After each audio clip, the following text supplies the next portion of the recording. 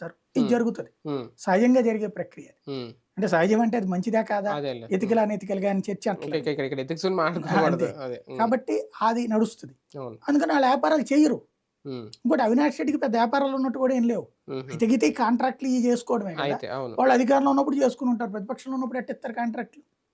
అవును. ఇంకో రకంగా రేపొద్దున మద్యము ఇయి వచ్చినాయి అనుకోండి హ్మ్. బిజినెస్సు. హ్మ్. వాళ్ళు కాకపోతే ఆళ్ళ మనుషుల చేత పెట్టిస్తారు బిజినెస్ ఏముంది?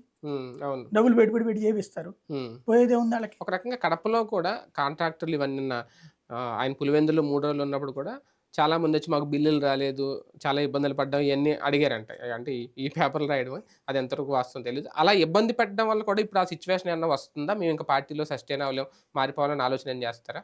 ఇప్పుడు చంద్రబాబు గారు దిగిపోయిన తర్వాత ఆళ్ళందరికి ఏమైనాయి బిల్లులు? మరి హ్మ్. ఆళ్ళెవరు అడగలేదా ఆ రోజున? హ్మ్. అప్పుడు గొడవ అదే గదా! అవును. బిల్లులు హ్మ్. పెండింగ్‌లో హ్మ్. పెట్టిపోయారన్నటువంటిది. అవును. ఇప్పుడు సేమే.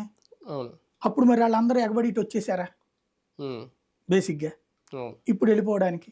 హ్మ్. బిల్లుల పరంగా అవసరమైన వాళ్ళొస్తే తీసుకుంటుందా తెలుగుదేశం? హ్మ్.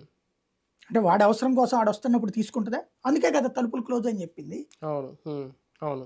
ఇంకెందుకు ఇంకేముంటదక్కడ? హ్మ్. వాళ్ళు ఈలోపుగా కొన్ని రోజులు తిట్టుకుంటారు. ఇప్పుడు ఇదివరకు చంద్రబాబు